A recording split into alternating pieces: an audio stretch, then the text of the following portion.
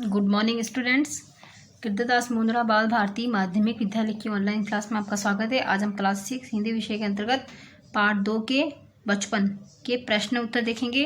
पिछले वीडियो में मैंने यह पाठ आपको समझाया था और आज हम इसके प्रश्न उत्तर करेंगे। तो देखते हैं, पहला प्रश्न देखते हैं। संस्मरण से मतलब यादों से, इसका मतलब होता है संस्मरण मतलब यादें। प्रश्न 1, लेखिका बचपन में इतवार की सुबह क्या क्या काम करती थी? बचपन में इतवार की सुबह लेखिका अपने मोजे धोती थी, फिर जूतों पर पॉलिश करके उसे कपड़े या ब्रश से रगड़कर चमकाती थी। ये हमने लेसन में पढ़ा था कि लेखिका बचपन में क्या क्या कार्य करती थी। ठीक है, आगे देखते हैं। 2 नंबर, तुम्हें बताऊंगी कि हमारे समय और तुम्हारे समय में कितनी दूरी हो चुकी है। इस बात के लिए लेखिका क्या क्या उदाहरण देती है? मतलब कि उस समय का और अब के समय का कितनी दूरी हो चुकी है, इस बात के लिए लेखिका निम्नलिखित उदाहरण देती है। देखिए, लेखिका अपने समय से आज के समय की दूरी को बताने के लिए निम्नलिखित उदाहरण प्रस्तुत कर रही है। देखते हैं। तब उन दिनों रेडियो और टेलीविज़न की जगह कुछ घरों में ग्रामोफोन होते थे। पहले कुल्फी होती थी, अब आइसक्रीम हो गई। कचौड़ी समोसा अब पेटीज में बदल गए। ठीक है। फालसे और खसखस के शरबत के स्थान पर कोक और पेप्सी जैसे शीतल पेयों ने ले लिया है। उनके समय में कोक नहीं, लेमनेड और विम्टो मिलती थी। आगे देखते हैं। प्रश्न नंबर 3, पाठ से पता करके लिखो कि लेखिका को चश्मा क्यों लगाना पड़ा। चश्मा लगाने पर उनके चचेरे भाई उन्हें क्या कहकर चिढ़ाते थे? लेखिका को रात में टेबल लैंप के सामने बैठकर पढ़ने के कारण उनकी नज़र कमज़ोर हो गई थी। इस वजह से उन्हें चश्मा लगाना पड़ा। उनके चचेरे भाई चश्मा लगाने पर उन्हें छेड़ते हुए कहते थे, आँख पर चश्मा लगाया ताकि सूझे दूर की, यह नहीं लड़की को मालूम सूरत बनी लंगूर की। ये चचेरे भाई उन्हें चिढ़ाते थे जब उनकी आँखों पर लेखिका के चश्मा लग गया था। आगे देखते हैं। 4 नंबर प्रश्न देखते हैं। लेखिका अपने बचपन में कौन कौन सी चीज़ें मज़ा ले लेकर खाती थी? उनमें से प्रमुख फलों के नाम लिखो। लेखिका बचपन में चॉकलेट को बड़े मज़े से खाती थी। उनको सप्ताह में 1 बार चॉकलेट खरीदने की छूट थी। लेखिका चॉकलेट को साइड बोर्ड पर रख देती थी, फिर बिस्तर पर लेटकर मज़े से खाती थी। इसके अतिरिक्त कुल्फ़ी, शहतूत, फालसे के शरबत, चॉकलेट, पेस्ट्री तथा फल मज़े लेकर खाती थी। कुछ प्रमुख फल काफल और चेस्टनट था। ये थे संस्मरण से संबंधित प्रश्न उत्तर। अब हम देखते हैं भाषा की बात। भाषा की बात के अंतर्गत व्याकरण आती है। हम देखते हैं इसके अंतर्गत। पहला प्रश्न है, क्रियाओं से भी भाववाचक संज्ञाएं बनती है। किनसे? क्रिया। क्रिया मतलब करने वाला। जैसे मारना से मार, काटना से काट, हारना से हार, सीखना से सीख, पलटना से पलट और हड़पना से हड़प आदि भाववाचक संज्ञाएं बनी है। ये भाववाचक संज्ञाएं क्रिया के द्वारा, पहले क्रिया है ये, मारना, काटना, हारना, सीखना, पलटना और ये हड़पना, ये क्या है? ये क्रियाएं हैं। इनका भाववाचक रूप क्या है? मार, काट, हार, सीख, पलट और हड़प, ये क्या है? ये सब भाववाचक संज्ञाएं बनी हुई है। इसके अंतर्गत कुछ आए हैं कि कुछ क्रियाओं को छांटकर उनके भाववाचक सब संज्ञा बनाने हैं हमें, और वह किसमें से छांटने हैं? हमें इसी पाठ्य पुस्तक के अंदर जो हमने पाठ पढ़ा है उसके अंतर्गत छांटने हैं। तो कुछ जो छांटे गए हैं वो देखते हैं। एक तरफ क्रिया लिखनी है, एक तरफ भाववाचक संज्ञा। ठीक है, इसके अंतर्गत है सबसे पहले गूंजना। गूंजना क्या है? एक क्रिया है। इसका भाववाचक रूप क्या बनेगा? गूंज। वैसे दौड़ना, दौड़ना भी एक क्रिया है। दौड़ना का भाववाचक संज्ञा बनेगा दौड़। चढ़ना का चढ़ाई, बदलना का बदलाव। आगे देखते हैं।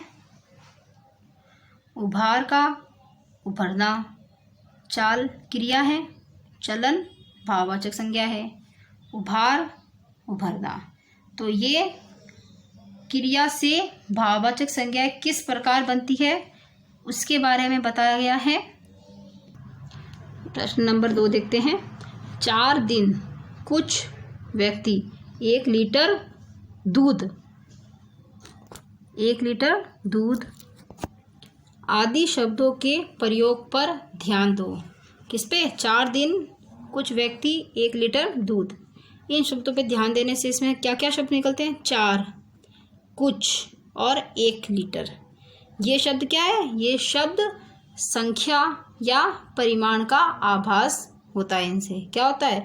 ये इन सब 4 से, कुछ से और 1 लीटर से, इनसे क्या होता है? संख्या का आभास होता है और परिमाण मतलब नाप तोल का आभास होता है हमें, क्योंकि ये क्या है?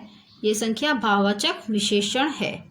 क्या है ये? ये संख्यावाचक विशेषण है। क्या है ये? संख्यावाचक विशेषण है। 4 दिन, कुछ व्यक्ति, 1 लीटर आदि शब्द इसमें क्या है? ये सब संख्या और परिमाण वाचक विशेषण के अंतर्गत आते हैं और ये सब संख्यावाचक विशेषण है। इसमें आगे देखते हैं। इसमें 4 दिन से निश्चित संख्या का बोध होता है। 4 दिन से किसका? निश्चित है, क्योंकि हाँ पूरा लिखा है, हाँ 4 दिन है, ठीक है, इसलिए इसको निश्चित संख्यावाचक विशेषण कहते हैं। और कुछ व्यक्ति से अनिश्चित संख्या का बोध होने से इसे अनिश्चित संख्यावाचक विशेषण कहते हैं। तो यहाँ पे निश्चित और अनिश्चित 2 संख्यावाचक विशेषण हैं। आपके मैं नेक्स्ट टॉपिक विशेषण का ही लूँगी, ठीक है। ये तो ही थी विशेषण, संख्यावाचक विशेषण की बात। इसी के अंतर्गत आता है इसी प्रकार 1 लीटर दूध से परिमाण का बोध होता है, मतलब कि नापतोल का बोध हो रहा है। परिमाण मतलब नापतोल का बोध, इसलिए इसे परिमाणवाचक विशेषण कहते हैं। अब हमें निम्नलिखित वाक्यों को पढ़कर उनके सामने विशेषण के भेदों को लिखना है। हमें देखना है कि उसमें कौन सा विशेषण है। ऊपर जो संख्यावाचक विशेषण है उसमें निश्चित, अनिश्चित और परिमाणवाचक संख्या का हमें बोध होता है, इससे हमें पता चल रहा है। तो हमें नीचे जो भी वाक्य है उसके सामने उसी के बारे में लिखना है, उसके अलावा कोई विशेषण नहीं लिखना है। तो इसमें देखिए क नंबर पे, मुझे 2 दर्जन केले चाहिए। इसमें 2 दर्जन केले चाहिए। क्या चाहिए? 2 दर्जन केले का मतलब है कि इसमें 2 दर्जन निश्चित संख्या है, तो ये कौन सा विशेषण है? निश्चित संख्यावाचक विशेषण। 2 किलो अनाज दे दो, तो इसमें 2 किलो निश्चित है, ठीक है, तो यहाँ पे निश्चित संख्यावाचक विशेषण है ये। ग नंबर देखते हैं। कुछ बच्चे आ रहे हैं। कुछ क्या आ रहे हैं? कुछ बच्चे। तो कुछ और कोई शब्द किस में आता है? अनिश्चित संख्यावाचक विशेषण के अंतर्गत आता है, ठीक है। सभी लोग हंस रहे हैं। इसमें सभी लोग हंस रहे हैं, तो इसमें किसका बोध हो रहा है? सभी में अनिश्चित, मतलब कि निश्चित नहीं है यहाँ पे संख्या, तो इसमें अनिश्चित संख्यावाचक विशेषण का बोध हुआ है, तो ये अनिश्चित संख्यावाचक विशेषण है, ठीक है। तुम्हारा नाम बहुत सुंदर है। इसके अंतर्गत देखिए तुम्हारा शब्द सर्वनाम से संबंधित है, ये सर्वनाम के अंतर्गत आता है, तो यहाँ पे सार्वनामिक विशेषण है, ठीक है। नाम बहुत सुंदर है। तुम्हारा नाम बहुत, तो बहुत शब्द में क्या है? अनिश्चित परिमाणवाचक विशेषण है, ठीक है। गुणवाचक विशेषण किसमें? सुंदर, कि तुम्हारा नाम बहुत सुंदर है, तो इसका ये गुण है। क्या ही ये है? तो इसके अंतर्गत मैं आपको विशेषण का टॉपिक नेक्स्ट जो वीडियो आएगा उसमें विशेषण का ही टॉपिक लूँगी, जिसके अंतर्गत मैं आपको विशेषण की परिभाषा और विशेषण के भेदों के सारी परिभाषाओं के बारे में समझाऊंगी। ओके, आगे देखते हैं। प्रश्न नंबर 3 है, कपड़ों में मेरी दिलचस्पियाँ मेरी मौसी। तो इसमें ये 2 रेखांकित है, तो इस वाक्य में रेखांकित शब्द क्या है? दिलचस्पियाँ, मेन ये दिलचस्पियाँ है, ठीक है।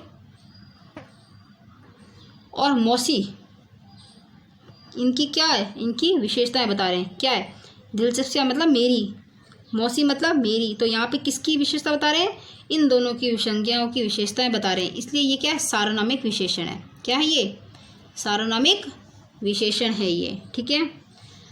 आगे देखते हैं। सर्वनाम कभी कभी विशेषण का काम भी करते हैं। सर्वनाम कभी कभी विशेषण का काम करते हैं। विशेषण के अंतर्गत एक टॉपिक आता है सार्वनामिक विशेषण, जिसे हम संकेतवाचक विशेषण भी कहते हैं। कुछ उदाहरण छांट के लिखने हैं। ये उदाहरण हमें अभी हमने जो लेसन पढ़ा है उसी के अंतर्गत हमने छांट के लिखना है।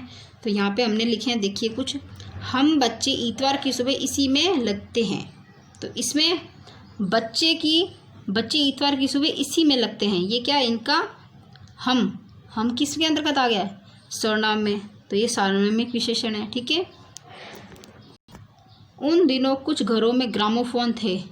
तो उन दिनों कुछ घरों में, उन शब्द सर्वनाम से संबंधित है। ठीक है। हमारा घर मॉल से ज़्यादा दूर नहीं था। ठीक है। तो इसमें हमारा शब्द क्या है? ये सार्वनामिक विशेषण है। अपने अपने जूते पॉलिश करके चमकाते। तो इसमें अपने अपने ये निजवाचक सर्वनाम के अंतर्गत आता है। तो ये सार्वनामिक विशेषण है यहाँ पे। ठीक है। यह गाना उन दिनों में हर बच्चे को आता था। हर, यहाँ पे एक तो यह और हर, ये दोनों शब्द सार्वनामिक विशेषण के अंतर्गत आते हैं। तो ये आपके आज पाठ 2 के प्रश्नोत्तर और भाषा की बात मैंने आपको करवाई है। ठीक है। और इसी के साथ आपका दूसरा पाठ भी समाप्त होता है। आप ये प्रश्नोत्तर जैसे मैंने करवाए हैं वैसे ही अपनी कॉपी में करेंगे और उनको अच्छे से याद करेंगे। ठीक है। और इनको समझने की भी कोशिश करेंगे। ओके।